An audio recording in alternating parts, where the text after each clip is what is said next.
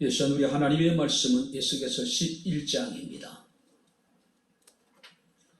우리 16절부터 20절 말씀까지 제가 봉독을 해드리도록 하겠습니다.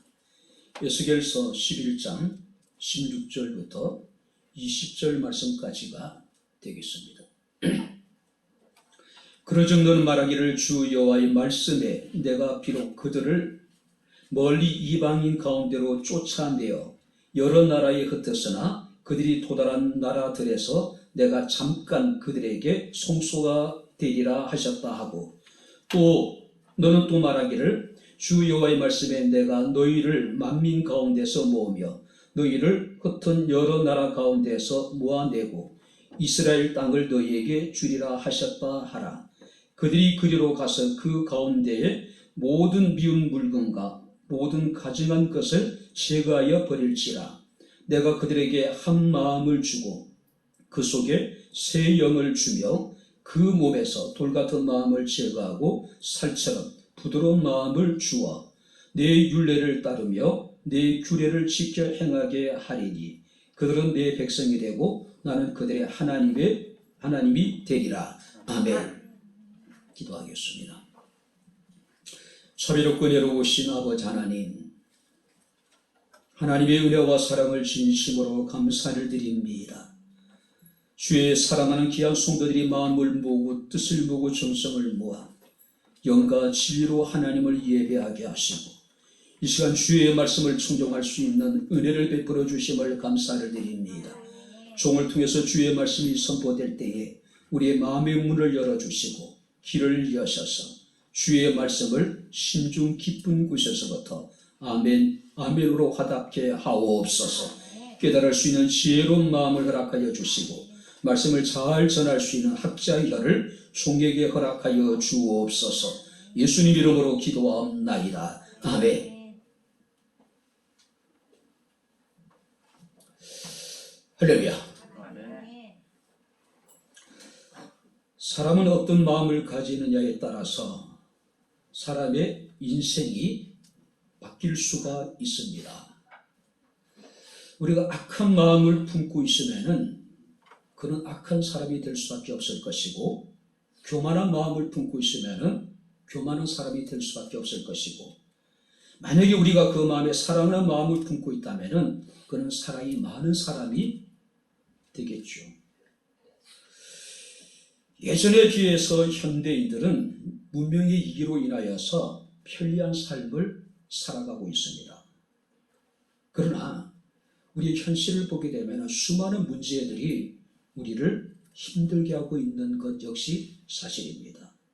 그 이유는 현대인들이 마음의 병이 깊어져 있기 때문이라고 이야기할 수가 있습니다.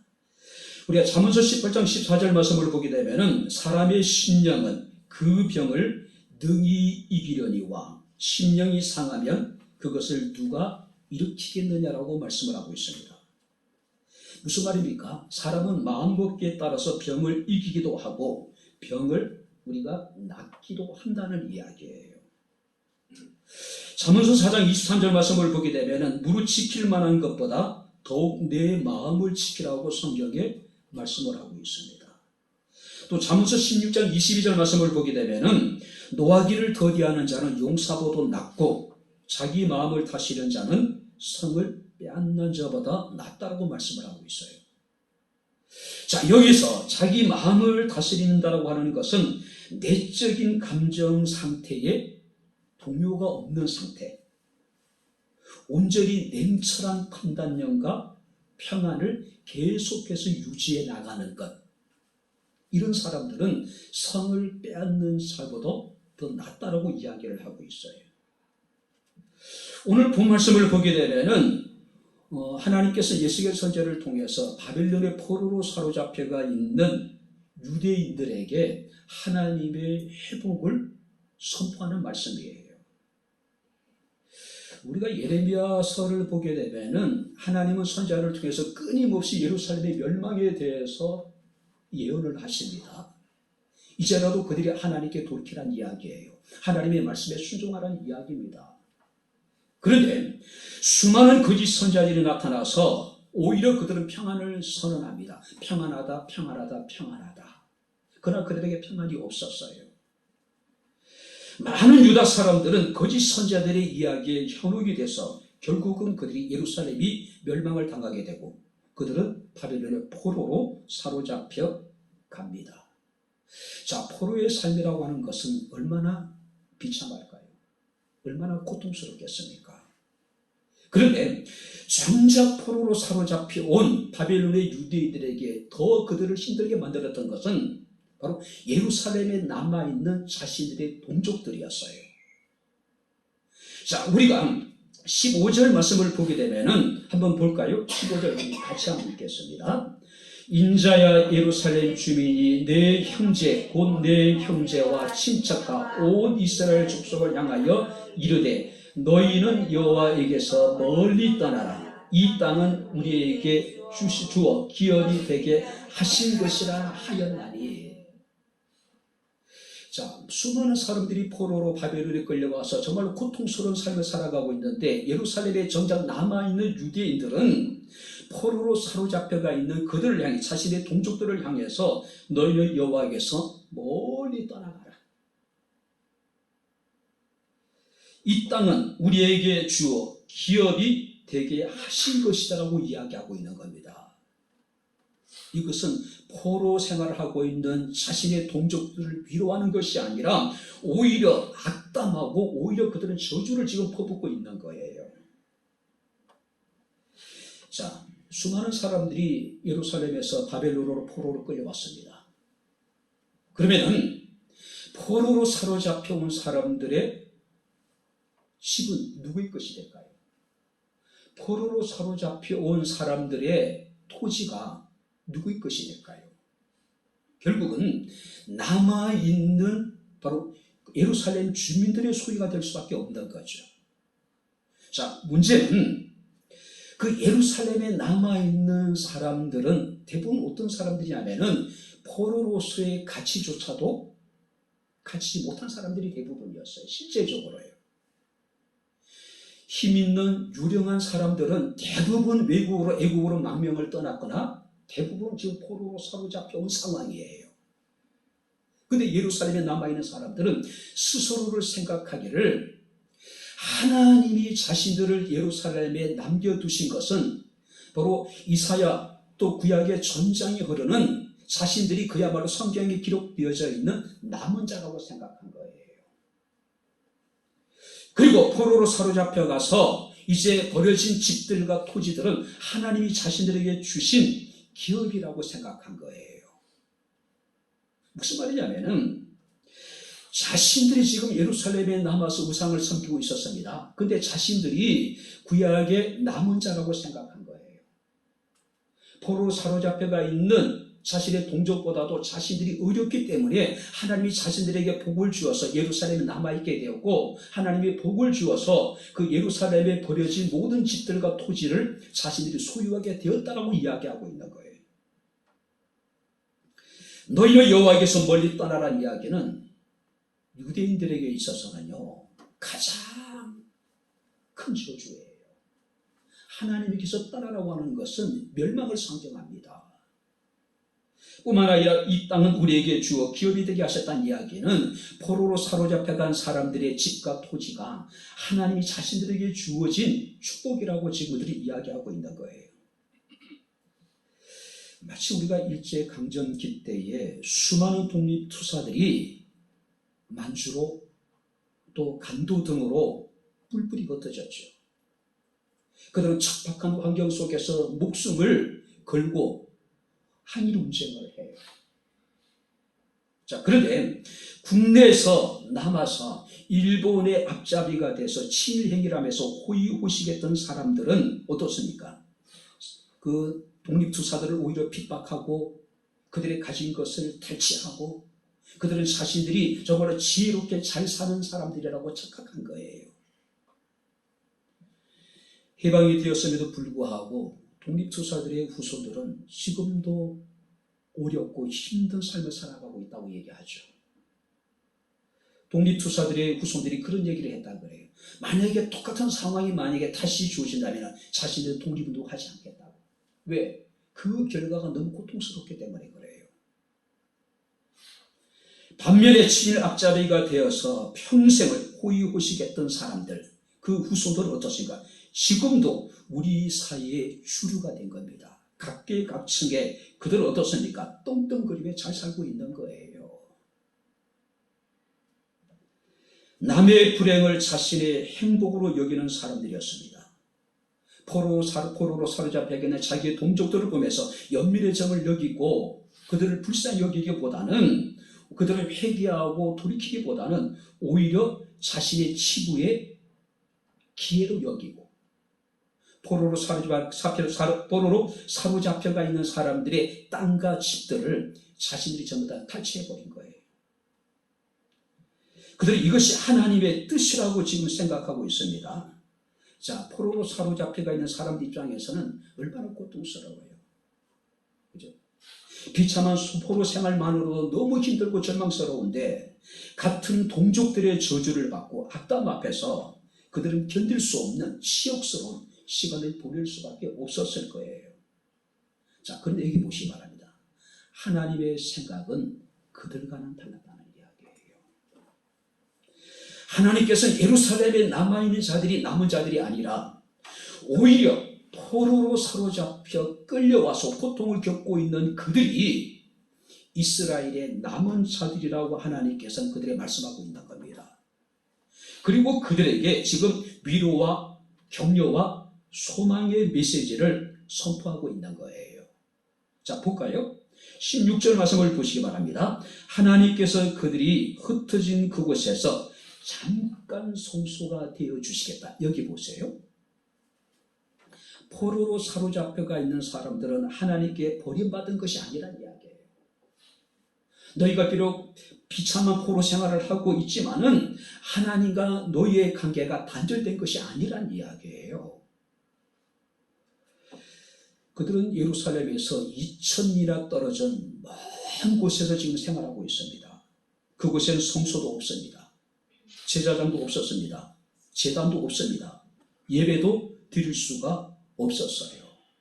그런데 하나님께서는 그들에게 내가 잠깐 너희의 성소가 되어주겠다. 자, 여러분들이 성소라고 하는 것은 하나님의 임재를 상징하는 것입니다. 하나님이 성소가 되어주시겠다는 이야기는 하나님이 너희 가운데 임재하셔서 너희를 다스리시고 너희를 보호해 주시겠다는 이야기예요. 근데 중요한 것은 잠깐이란 의미는 어떤 의미일까요? 너희가 영원히 이곳에서 포로 생활을 할 것이 아니라 때가 되면 하나님께서 너희를 돌이켜서 너희의 잃어버린 그 고토로 돌아오게 해 주시겠다라고 하는 하나님의 약속이에요. 약속이에요. 예루살렘에 남아있는 사람들은 하나님이 그들을 버렸다고 생각했어요. 그래서 그들이 수했던 모든 것들을 이제 자신들에게 주신 하나님의 복으로 여기고 그들은 도적질했단 말이에요. 그런데 하나님은 오히려 포로된 그들에게 나는 너희를 버리지 않았다. 너희가 비록 이곳에 제단도 없고 성소도 없고 이곳에 너희가 제사장도 없고 이곳에 너희가 예배를 드리지 못할지라도 내가 친히 너희의 성소가 되어서 너희 가운데 임재해 줄 것이고 내가 너희를 다스릴 것이고 내가 너희를 보호해 주시겠다는 이야기예요. 잠깐. 이건 너희가 때가 되면 다시 돌아가게 될 거란 이야기예요. 뿐만 아니라 하나님께서 17절 말씀을 보게 되면은 만민 가운데 그들을 다시 모아 잃어버린 땅으로 돌아오게 하시겠다. 자, 여기 보세요. 만민 가운데 흩어진 여러 나라에서 그들을 모은다는 이야기는 군대를 소집하거나 특별한 목적을 가지고 하나님이 그들을 다시 부르시겠다는 이야기예요. 모으시겠다는 이야기예요. 이것은 뭘 말합니까? 하나님의 구원을 의미하는 거예요. 남아있는 사람들은 그들이 하나님께 버림을 받았다고 생각했습니다. 그래서 그들의 소유가 자신의 것으로 하나님이 복을 주시다고 생각했어요. 그런데 하나님은 궁극적으로 내가 너희의 성소가 되어줄 뿐만 아니라 내가 너희를 다시 불러 모을 것이다. 너희를 구원해 줄 것이라고 얘기하고 있는 거예요. 뿐만 아니라 18절 말씀을 보게 되면은 너희가 다시 예루살렘으로 돌아가게 되는 그날, 뭐라고 미운 것과 가증한 것과 이 모든 것들을 다 버리라고 이야기하고 있어요. 이제는 온전히 여호와 하나님만을 경외하게 될 것이라고 이야기하고 있어요. 그리고 이제 19절부터 20절 말씀을 보게 되면은 하나님께서 그들에게 새로운 마음을 주실 것이다. 하나님이 너희에게 새로운 마음을 주실 텐데 너희는 그런 새로운 마음을 갖고 하나님이 주시는 마음을 갖고 이제는 너희가 살아가라. 하나님을 섬기라고 이야기하고 있는 거예요. 한마디로 포로로 사로잡혀온 유다 백성들에게 있어서는 그야말로 희망의 메시지입니다. 그야말로 세상에 무엇과도 비교할 수 없는 소중한 위로의 말씀이 되었다는 이야기예요. 자, 그렇다면 오늘 우리는 본문을 통해서 하나님이 유다 백성들에게 주시는 마음, 하나님이 오늘을 살아가고 있는 우리들에게 주시는 하나님의 마음이란 어떤 마음인가? 우리가 말씀을 살피면서 우리가 함께 은혜를 나누도록 하겠습니다. 자, 먼저 19절을 우리 같이 읽겠습니다. 19절 다 같이 읽겠습니다. 내가 그들에게 한 마음을 주고 그 속에 새 영을 주며 그 몸에서 돌 같은 마음을 제거하고 살처럼 부드러운 마음을 주어. 어떤 마음입니까? 먼저 한 마음.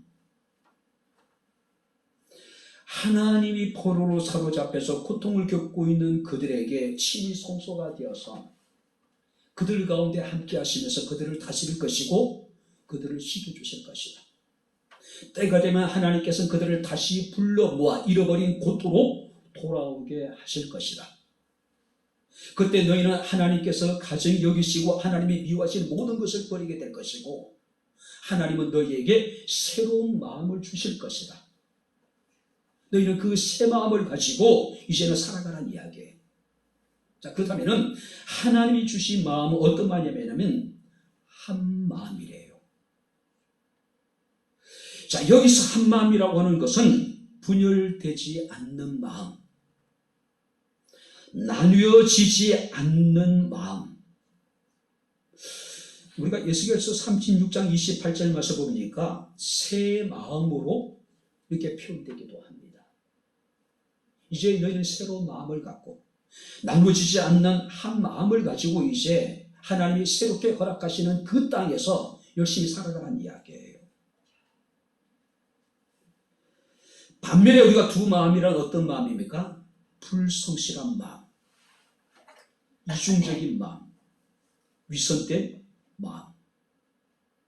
자, 우리가 역대상 12장 33절 말씀을 보게 되면은 성경은 다윗의 용사에 대해서 이렇게 묘사하고 있습니다. 한번 따라해 보시면 두 마음을 품지 아니하는 자들. 다윗의 용사들은 두 마음을 품지 않는 사람들이었다는 거죠. 그러니 그들은 다윗이 위기를 만나고 다윗의 절체절명의 어떤 삶의 어떤 위기를 만나게 되었을 때도 그들은 늘 한결같이 다윗과 함께했던 인물이에요. 마음이 나누지 않는 사람들이에요.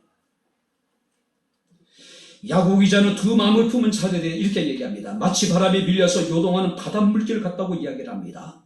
그런 사람들은 모든 일에 정함이 없는 사람들이라고 이야기를 해요. 뿐만 아니라 그런 사람들은 주님께 아무것도 없기를 생각하지 말라고 이야기를 하고 있어요. 무슨 얘기입니까? 하나님은 우리가 정말로 분열되지 않는 한 마음, 하나님 우리에게 주신 새 마음을 가지고 하나님을 섬기라는 이야기예요. 혹시 우리가 한 마음을 갖지 않고 두 마음을 가지고 우리가 하나님 앞에 살아가게 되면은 그런 사람들은 하나님 앞에 아무것도 없기를 생각하지 말라. 국물도 없다는 이야기예요. 국물도 없다는 이야기. 하나님을 향한 충성된 마음, 변함없이 하나님을 사랑하는 마음, 하나님 앞에 성실한 마음, 그것이 어떤 마음입니까? 성경에 한 마음이라고 이야기하고 있는 거예요. 하나님이 우리에게 주신 새 마음이라는 거예요. 하나님께서는 예레미야 선지자를 통해서 이렇게 말씀하십니다. 내가 그들에게 한 마음과 한 길을 주어 자기들과 자기 후손의 복을 위하여 나를 경외하게 하고 내가 그들에게 복을 주기 위하여 그들을 떠나지 아니하리라. 내가 기쁨으로 그들에게 복을 주되 분명히 나의 마음과 정성을 다하여 그들을 이 땅에 심으리라. 내가 이 백성에게 이 큰 재앙을 내린 것 같이 허락한 모든 복을 그들에게 내리리라. 무슨 얘기일까요? 하나님이 우리에게 주신 한 마음으로 우리가 한 길을 가게 되면은 하나님께서 마음을 다하고 정성을 다하여 기쁜 마음으로 그들에게 복을 주겠다는 이야기예요. 비록 그들이 큰 재앙을 만날지라도 하나님께서 반드시 그들에게 허락한 모든 복을 주시겠다는 이야기예요. 어떤 사람들에게? 한 마음을 가진 사람들, 하나님이 허락하신 한 길을 끝까지 걸어가는 사람들에게 하나님께서는 마음을 다하고 정성을 다하고 기쁜 마음으로 그들에게 복을 주고 비록 그들이 큰 재앙을 만나게 될지라도 반드시 하나님께서 약속하신 그 복을 그들에게 주시겠다는 이야기예요. 뿐만 아니라 사도 바울은 에베소 교회 성도들에게 축복하기를 우리 주 예수 그리스도를 변함없이 사랑하는 모든 자에게 하나님의 은혜가 있을지어다. 할렐루야. 변함없다라고 하는 것은 한 마음이에요. 하나님이 우리에게 주신 새 마음을 갖고 주님을 사랑하는 사람들에게, 모든 자들에게 하나님은 은혜를 베풀어 주시겠다는 이야기예요. 그래서 잠언서 4장 23절에 무릇 지킬 만한 것보다 내 마음을 지키라고 지금 말씀을 하고 있는 겁니다. 우리의 마음이 나눠지지 않도록. 할렐루야. 어떤 상황 속에서도 한 마음으로 한 길을 쫓아 행할 수 있는 저와 여러분들의 삶이 될 수 있기를 주의 이름으로 축원합니다. 우리는 지금도 우리의 마음이요 나뉘어져 있어요. 그렇지 않습니까? 많은 사람들이 고민합니다. 내 마음을 나도 모르겠다고요. 왜? 바로 바다 물결처럼 정함이 없는 겁니다. 왔다 갔다 하는 거예요. 히브리서 13장 8절 말씀을 보게 되면은 예수 그리스도는 어제나 오늘이나 영원토록 동일을 하다고 말씀을 하고 있습니다. 그가 변함이 없으신 것처럼 우리가 한 마음으로 하나님 우리에게 주신 새 마음으로 변함없이 하나님을 사랑하고 교회를 사랑하고 바로 이웃을 사랑할 수 있는 저와 여러분들의 삶이 될 수 있기를 다시 한번 주의 이름으로 축원합니다. 한 마음이에요. 이것이 하나님 우리에게 주신 마음이에요. 백향목의 모든 성도들에게 주신 마음도 한 마음이에요. 분열되지 않는 마음, 나누지 않는 마음이에요. 둘째 말씀을 보시기 바랍니다. 우리 19절 우리 다시 읽겠습니다. 내가 그들에게 한 마음을 주고 그 속에 새 영을 주며 그 몸에서 돌같은 마음을 제거하고 살처럼 부드러운 마음을 주며. 두 번째 어떤 마음이에요? 살처럼 부드러운 마음. 자, 어린아이 살같이 부드러운 마음. 자, 여기서 근데 먼저 등장하는 것이 뭡니까? 돌같은 마음을 제거하고. 자, 여기서 돌같은 마음은 굳어진 의지. 그러니까 자기 확신에 사로잡혀 있는 사람들. 도무지 하나님의 말씀을 따르려고 하지 않는 강팍한 마음. 하나님의 말씀에 아무런 반응을 보이지 않는 영적인 무감각한 상태. 예전에 통증이라고 하는 정확히 제목이 기억나지 않는데 통증 영화가 기억이 납니다. 아마 권상우 씨가 주인공으로 나왔던 영화 같아요. 통증을 못 느끼는 거예요. 아무리 두들겨 맞아도 전혀 아픔을 못 느끼는 거예요. 마지막에 이제 투신 자살함으로써 이제 그 영화가 끝나는데요. 영화를 보는 내내 답답한 거예요. 정말로 일반인 같은 보통 사람 같으면 정말로 고통스러운데 그렇게 두드려 맞아도 아무런 통증을 느끼지 못한다는 거. 우리 교회가 코로나 이전까지 1년에 한 번씩 소록도에 가서 봉사활동을 했죠. 그 한센병자들의 특징이 뭡니까? 자신이 몸이 썩어 무드러져 가고 떨어져 나가도 통증을 못 느끼는 거예요. 어쩌면 우리가 통증을 느낄 수 있고 우리가 아픔을 느낄 수 있는 것도 내가 살아있다는 것이고 그것도 하나님의 은혜입니다. 할렐루야. 아프면 아프다라고 하나님 앞에 얘기하는 것도 괜찮아요. 하나님 그걸 원하시는 거예요. 애써서 꾹 참고 안 아픈 척 괜찮은 척 할 필요가 없는 거예요. 그런 사람들은 돌 같은 마음 무뎌져 있는 겁니다. 자, 가장 대표적인 인물이 우리가 출애굽기 말씀을 보게 되면은 애굽의 바로예요. 우리가 출애굽기 7장 3절 말씀을 보게 되면은 하나님이 내가 바로의 마음을 완악하게 했다고 말씀하고 있습니다. 하나님이 바로의 마음을 돌 같은 마음으로 만들었다는 이야기가 아니라 원래 바로의 마음이 완악했는데 하나님이 그 바로의 완악한 마음을 그대로 그냥 내버려 두시겠다는 이야기예요. 그 결과는 뭡니까? 우리가 7장 13절 말씀하니까 그러나 바로의 마음이 완악하여 그의 말을 듣지 아니하니 여호와의 말씀과 같았더라. 그러니까 하나님이 재앙을 통해서 애굽을 쳤어요. 그런데 바로의 마음이 강팍해서 바로 모세와 아론의 이야기를 듣지 않았는데 하나님이 말씀하신 것 같았더라.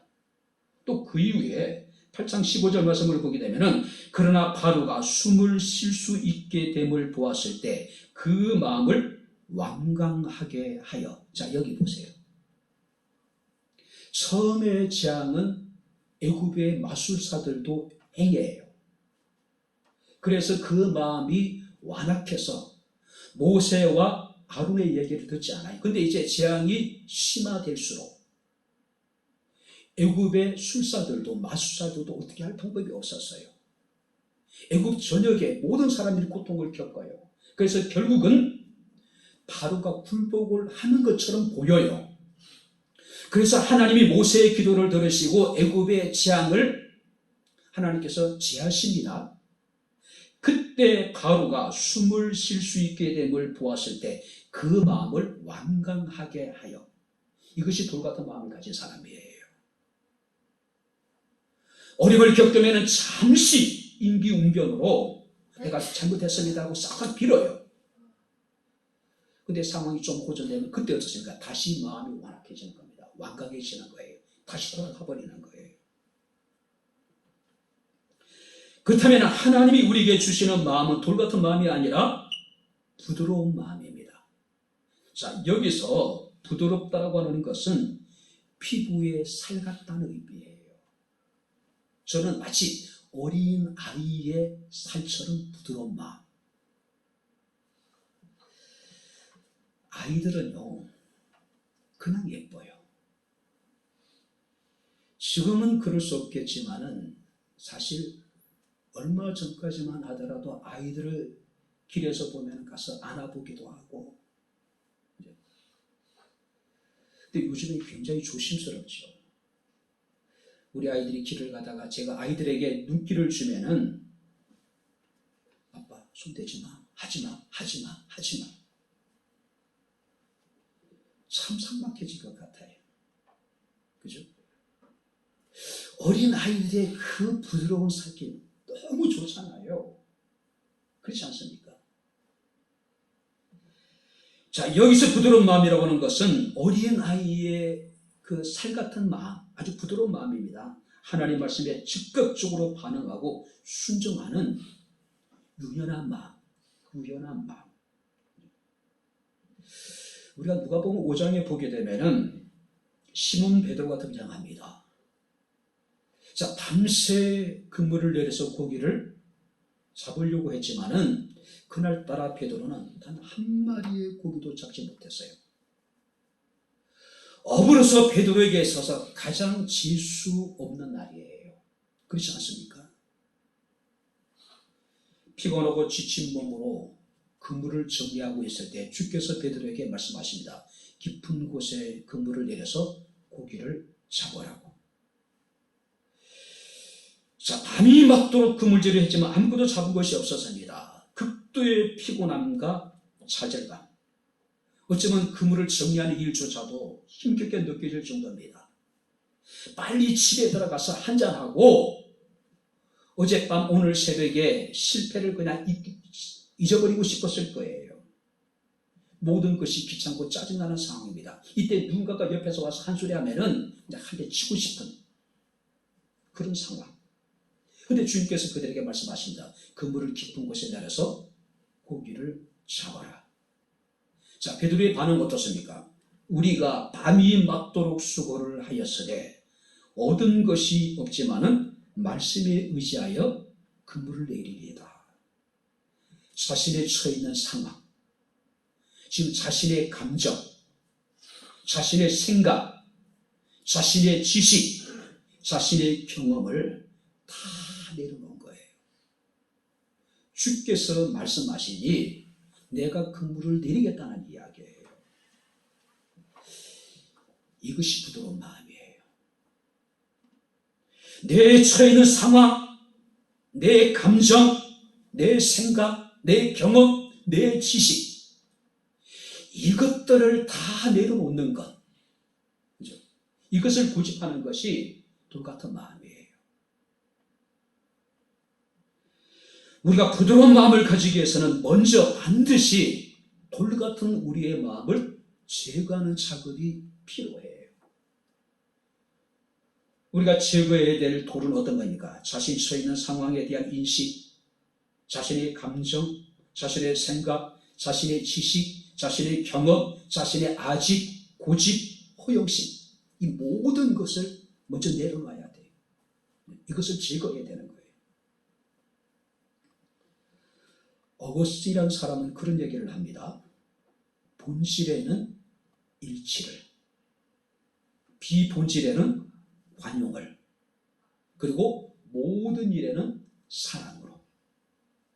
자, 여기 보세요. 이것이 진정한 부드러운 마음을 가진 사람이에요. 우리가 절대적인 진리에 대해서 우리가 하나가 되어야 돼요. 그래, 절대적인 진리가 아닌 비본질적인 것에 대해서 우리가 다른 사람을 포용할 수 있어야 돼요. 그리고 우리가 행하는 모든 일은 사랑으로 행해야 된다는 이야기예요. 바로 이것이 하나님이 우리에게 주신 부드러운 마음이에요. 유연한 마음입니다. 부드러운 마음을 가진 사람은 순종하는 사람이고 온유한 사람이고 가시가 없기 때문에 다른 사람들에게 상처를 주지 않습니다. 다른 사람을 배려하고 관용하는 따뜻한 마음을 가진 사람입니다. 넓은 마음을 가진 사람입니다.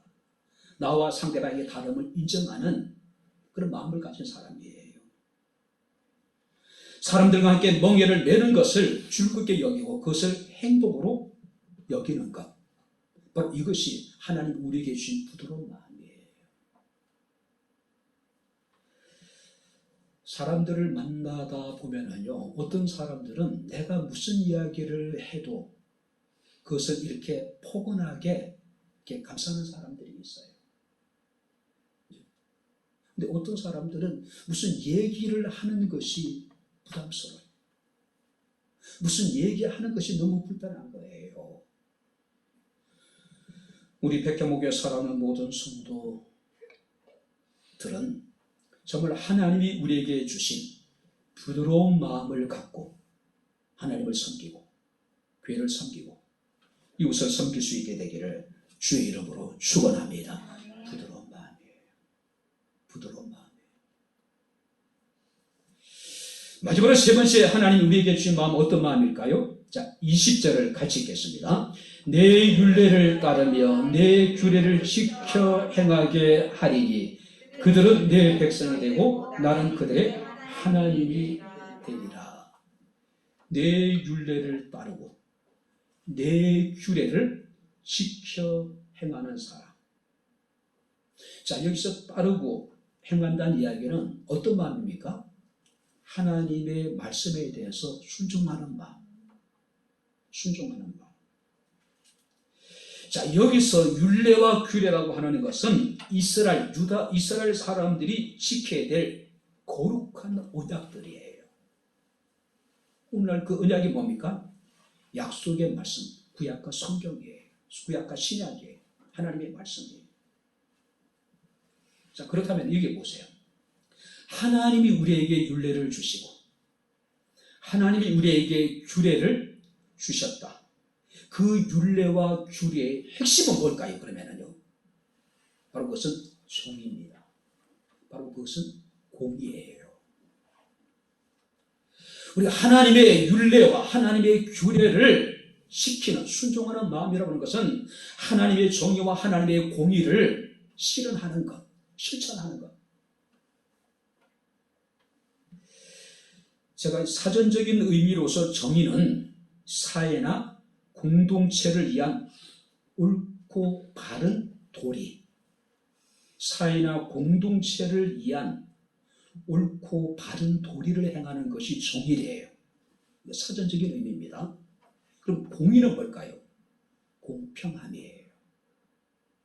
자, 그렇다면 기독교적인 의미에서 정의라고 하는 것은 사회적 약자를 배려하고 돌보는 것, 이것이 정의예요. 그럼 공의는 뭘까요? 하나님과의 올바른 관계, 이웃과의 올바른 관계를 맺어가는 것, 이것이 공의예요. 혹자는 이 공의를 현대인들이 자주 사용하는 공감 능력이라고 이야기를 합니다. 우리가 공의롭다고 하는 것은 하나님과의 어떤 공감을 가지는 것, 바로 이웃과 관계 속에서 공감 능력을 가지는 것. 어떤 사람들은 많이 배우고 적게 배우고를 떠나서 전혀 공감 능력을 갖지 못한 사람들이 있어요. 왜요? 다른 사람들에 대한 이해도가 너무나도 부족하기 때문에 그래요. 우리가 정의를 행한다고 하는 것은 사회적인 약자를 배려하는 것이고, 공의를 행한다고 하는 것은 바로 상대방에 대한 공감 능력을 갖는 거예요. 하나님의 뜻이 무엇인지를 우리가 이해하고 공감하는 것. 이웃에 대해서 우리가 우리가 공감하고 그걸 이해하는 것. 이것이 공의라는 거예요. 하나님을 믿는다고 떠드는 사람들이 아니라 하나님의 율례와 하나님의 규례를 지켜 행하는 사람들에게 하나님은 그들은 내 백성이 되고 나는 그들의 하나님이 될 것이다. 계속해서 그래왔죠. 특별히 이제 요즘 들어서 한국 교회가 언론에 오르내릴 때마다 한국 기독교를 바라보는 사람들의 인식이 어떻습니까? 절망적이에요. 세상의 사람들이 교회 속에서 이제는 희망을 찾을 수 없다고 이야기를 합니다. 아니, 찾으려고 노력도 안 해요. 우리가 사전적인 의미로든 또 우리가 기독교적인 의미든지 간에 정말로 교회가 정의로울까? 정말로 교회가 공의로울까? 세상 사람들은 절대 아니다라고 이야기를 해요. 그렇지 않습니까? 최근에 어느 기관에서 개신교회를 바라보는 일반 국민의 시선이라고 하는 그 리서치를 이렇게 이제 조사해서 발표를 했어요. 자, 여기 보세요. 개신교를 바라보는 일반 국민들의 시선. 자, 개신교 하면 제일 먼저 떠오르는 것이 뭐냐면은 거리를 두고 싶은 사람들. 한마디로 재수 없다는 이야기예요. 두 번째가 뭐냐면은 이중적인 사람들. 그따르고 속따르다는 이야기죠. 예수께서 그렇게 경멸했던 예수님 당시의 바리새인과 같다는 거예요. 세 번째가 사기꾼 같은 사람들. 그 이어서 이기적인 집단, 배타적인 집단, 부패한 집단, 배려가 없는 비윤리적인 독단적인 집단. 근데 제가 몇 프로라고 얘기하지 않았지만요, 굉장히 높은 비율로 이런 대답이 나왔어요. 한마디로 기독교인들은 재수 없는 사람들이라 거리를 두고 싶고 만나고 싶지 않고 이중적이고 사기꾼 같고 이기적이고 배타적이고 부패하고 배려가 없는 사람들, 비윤리적이고 독단적인 사람들.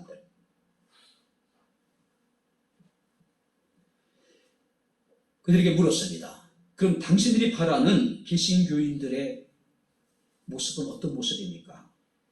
사랑과 배려심을 가진 성숙한 인격의 사람들, 정직과 청렴의 높은 도덕성을 가진 사람들. 이것이 기독교인을 바라보는 세상 사람들의 기대치예요. 그런데 오히려 재수없고 이중적이고 사기꾼 같고 이기적이고 배타적이고 부패하고 배려가 없고 비윤리적이고 독단적인 집단. 예전에 미국의 주니어 부시가 악의 축이라는 얘기를 했습니다. 몇 개의 나라들을 악의 축. 그런데 오늘날 세상 사람들에게 기독교는, 개신교는 우리 사회의 악의 축 가운데 하나로 인식되어지고 있다는 사실이에요. 절대 정의롭지 못하고 절대 공의롭지 못한 것이 오늘 우리 교회의 모습이라는 거예요. 근데 너무 억울한 거예요. 정말로 순수한 마음으로 사랑과 배려심을 가지고 성숙한 인격을 가진 그리스도인이 훨씬 많아요. 정직하고 청렴의 높은 도덕성을 가진 그리스도인들이 훨씬 많아요. 그런 목회자들이 훨씬 많아요. 문제는 뭘까요? 일부의 극단적인 목회자와 일부의 극단적인 한 줌에 지나지 않는 사람들로 인해서 기독교에 대한 이미지가 이렇게 훼손이 되어져 버린 거예요. 누가 뭐라 그래도 우리나라에 소외되고 가난하고 어렵고 힘든 사람들을 배려하는 이런 여러 가지 어떤 복지 사업을 하는 사람들은 그 70%가 기독교인이에요. 기독교가 우리가 사회 구제에 손을 띈다면 우리 사회 어떻게 될까요? 일부가 천주교고 그야말로 불교에서 행하는 것은 아주 미미할 정도예요. 그만큼 기독교가 대사회적으로 하고 있는 일이 엄청 많은데, 교회들이 하고 있는 일이 엄청 많은데 왜 사람들에게 우리 개신교의 이미지가 이렇게 좋지 않게 나타나 있을까요? 책임을 통감할 수밖에 없지요. 왜냐하면 그들도 기독교인이기 때문에, 그죠? 그들도 같은 목회자이기 때문에 일부예요. 여기에 저녁이 되게 되면은 저 논이 있는데 개구리가 수천만 마리 막 우러대는 것 같아요. 실제적으로 저속에 들어오면 개구리는 몇 마리 안 돼요. 세상의 모든 개구리가 저 논에 와가지고 모여서 그냥 개굴개굴 우러대는 것 같아요. 일부의 몰지각한 선을 넘는 그런 사람들에게 가지고 기독교가 사람들에게 비난의 대상이 되고 있는 것이 사실입니다. 비난을 받아도 할 말이 없어요. 왜냐하면 우리는 지체잖아요. 우리는 공동체잖아요. 지금 우리의 현실은 누구도 부정할 수 없고 누구도 부인할 수 없는 오멸한 우리의 현실이에요. 성경 우리에게 얘기합니다. 하나님이 우리에게 주신 마음은 한 마음입니다. 새 마음이에요. 부드러운 마음이에요. 그리고 순종하는 마음이에요. 무엇에 대한 순종입니까? 하나님의 율례와 하나님의 규례, 하나님의 정의와 하나님의 공의를 실천하는 것. 우리 예레미야 6장에 보게 되면, 예레미야 8장에 보게 되면 똑같은 이야기가 있습니다. 이는 그들이 가장 작은 자로부터 큰 자까지 다 탐욕을 부리며 선지자로부터 제사장까지 다 거짓을 행함이라. 그들이 내 백성의 상처를 가볍게 여기면서 말하기를 평강하다 평강하다 하나 평강이 없도다. 그들이 가정한 일을 행할 때 부끄러워하였느냐? 아니다. 조금도 부끄러워하지 않을 뿐 아니라 얼굴도 붉어지지 않았다라고 이야기를 하고 있습니다. 그 결과 하나님은 그들을 바벨론의 포로로 팔아버리셨어요. 자, 여기 보세요. 큰 자부터 작은 자, 왕에서부터 어린아이 이르기까지, 선지자로부터 제사장까지 그들이 다 탐욕스럽고 다 거짓을 행했습니다. 이스라엘의 상황은 지금 시시각각으로 멸망으로 다가오는데 거짓 선지자들은 평강하다 평강하다 평강하다 평강하다 평강하다, 아, 잘 될 거야. 성경이 이렇게 얘기합니다. 그들이 내 백성의 상처를 가볍게 여기다. 그들이 썩어서 지금 중한병이 들었는데도 그들은 괜찮다라고, 잘 될 것이라고 오히려 백성들을 다독거린 거예요. 교회 안에도 마찬가지 아닐까요? 기도도 마찬가지 않을까요? 속은 지금 썩어서 무드러지고 있는데 다 잘 될 것이라고, 괜찮다고, 하나님 복을 주실 것이라고. 거짓말이에요. 의사가 정말 우리가 병의 근원을 찾아내지 않고 그때 우리가 연고만 발라주고 진통제만 주면서 아, 잘 될 거라고, 평안할 것이라고, 걱정하지 말라고, 그런 의사는 돌팔이죠. 이런 현실이 지금 우리 교회 안에도 존재하지 않을까요? 다 잘 될 것이라고, 하나님을 믿는 자를 모든 협력해 다선을 이룰 것이고. 문제는 뭘까요? 도래는 작업하자고. 아픔이 있다는 것을 우리가 있더라도 우리가 폐부는 드러나야 되는데 어떻습니까? 그냥 내버려 두는 거예요. 그냥 잘 될 것이야, 막연히 기대가지고 괜찮을 것이라고. 하나님 그들에게 말씀하십니다. 하나님의 율례와 규례를 지키라고요. 지키라고. 그러면 하나님이 그들의 하나님이 될 것이고 우리는 그의 백성이 될 것이라고 말씀하고 있음을 우리가 보게 됩니다. 이제 말씀을 마치도록 하겠습니다. 우리 백향목 교회는 작은 교회입니다. 우리가 할 수 있는 일도 지극히 제한적인, 어쩌면 우리는 힘도 없는 교회예요. 하지만 우리가 하나님과 올바른 관계를 갖고 이웃과 올바른 관계를 갖고 하나님에 대한 공감 능력을 가지고 또 이웃에 대해서 우리가 공감할 수 있는 능력을 가지고 우리 하나님 뜻에 순종하고 이웃을 우리가 배려하고 돌본다면은 우리가 진정한 그리스도인이 될 수 있는 겁니다. 하나님 우리에게 주신 마음, 그 마음을 우리가 정말로 마음에 깊이 품을 수 있으면 좋겠습니다. 어떤 마음입니까? 한 마음, 우리에게 주신 새로운 마음입니다. 부드러운 마음입니다. 하나님의 말씀에 정의와 공의를 실천하는 순종하는 마음이에요. 이 마음을 가진 우리 백향목의 사랑하는 모든 성도들이 다 될 수 있기를 주의 이름으로 축원합니다. 기도하겠습니다. 하나님 아버지, 하나님의 은혜와 사랑을 진심으로 감사합니다. 무릇 지킬 만한 것보다도 내 마음을 더욱 지키라고 말씀하신 주님, 하나님이 우리에게 주신 그 마음을 우리가 마음에 깊이 간직하며 어떤 상황 속에서도 하나님 우리에게 주신 그 마음을 지켜나갈 수 있는 저희들의 삶이 되게 하옵소서. 하나님이 우리에게 주신 한 마음, 하나님이 우리에게 주신 새로운 마음, 부드러운 마음, 하나님의 정의와 공의를 실현하는 순종하는 마음, 이 마음을 갖고 하나님을 섬기며 이웃을 섬기며 우리에게 맡긴 사명을 잘 감당할 수 있는 저희들의 삶이 되게 하옵소서. 예수님 이름으로 기도함나이다. 아멘.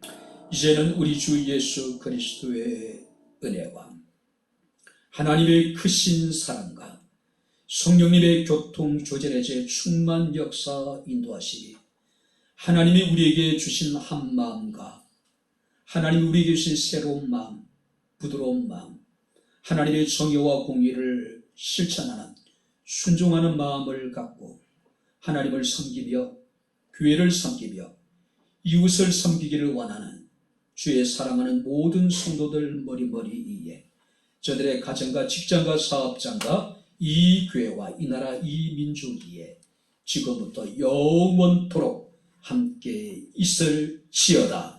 아멘.